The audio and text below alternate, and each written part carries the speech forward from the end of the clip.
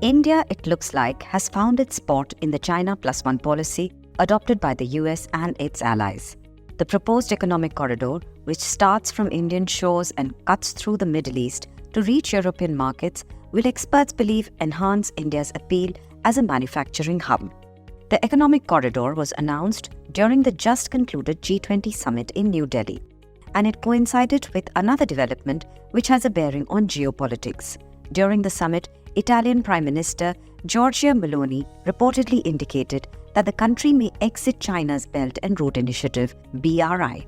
Italy is the only G7 nation part of BRI, and the upcoming economic corridor is being built as an alternative to China's BRI. A Memorandum of Understanding to build India-Middle East-Europe Economic Corridor, or IMEC in short, was signed by India, USA, European Union, Saudi Arabia, UAE, France, Germany and Italy. This project is divided into two corridors. The eastern part of the multinodal corridor will connect India with the Gulf countries, and the northern corridor will connect the Arabian Gulf with Europe. Besides the ship-to-rail network, the project also aims at laying down electricity and high-speed data cables and a clean hydrogen pipeline along the route.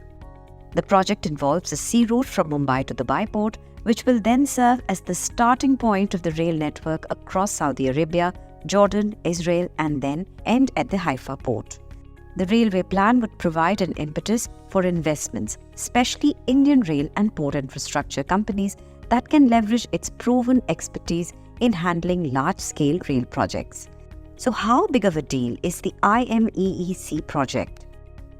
The most important thing it has done, it has recognized India's emergence as a major economic activity geography in the world. The Gulf is already major partners for India in terms of trade. So is Europe. When this connectivity becomes better, and the moment you add rail to sea lanes, the time difference shortens considerably. Earlier, in some senses, in terms of what would happen in the future, the Chinese were the only game in town. Now, the other large behemoth in the developing world, in the emerging economies, India, is also very much there. The project will be developed under the Partnership for Global Infrastructure Investment, or PGII plan, led by G7 countries. PGII was launched as a joint initiative last year with the objective to help developing countries secure funding for infrastructure projects through public and private investments. But is this project economically viable? Sending freight by sea might be slower, but it is much cheaper than the rail or road route.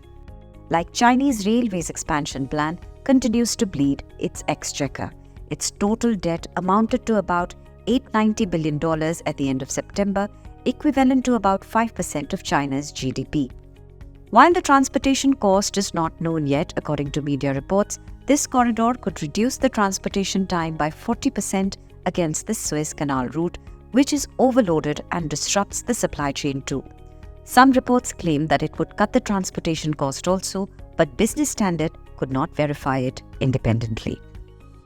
Transporting different kinds of goods costs different amounts of money. There are products which are flown, there are others which go by ship. So that comparison is a complicated comparison to make. But is this a feasible project? Yes, I think it is, because the trains part of it will allow India to expand its trade with the Middle Eastern countries. We'll be able to offload and onload on the trains as they pass through Saudi Arabia, UAE, through Jordan, and through Israel as well. And what could be the challenges in implementing the IMEC project?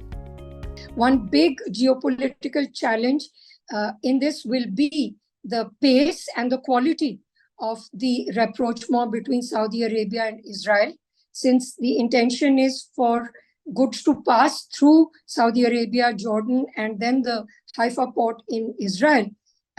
Though how that proceeds will certainly have a determining impact on how well this project can be developed and the pace at which things can start moving. The Economic Corridor project is being perceived as a counter to China's One Belt, One Road, or BRI initiative that was launched in 2013. The aim of the project was to develop infrastructure to connect countries across Asia, Africa, Europe, and Latin America. However, it has been widely condemned for pushing lower and middle-income countries into debt traps aggravated by the COVID-19 pandemic. While BRI was bankrolled by China, IMEC is being funded by several nations. It has the backing of G7 countries. The next 60 days will be spent in sketching out an implementation plan for the project. The speed at which so many countries came together to forge an alliance for the project indicates an urgency for an alternative. According to experts, the involvement of major economies like the USA and the European countries ensure greater economic and logistical feasibility of the India-Middle East-Europe Economic Corridor. If you like this video, share it and subscribe to Business Standard. For more news, views and insights, log on to www.business-standard.com. Do also follow us on YouTube, Twitter, Facebook, Instagram, Telegram and LinkedIn. She's working her way to the corner office. Business Standard.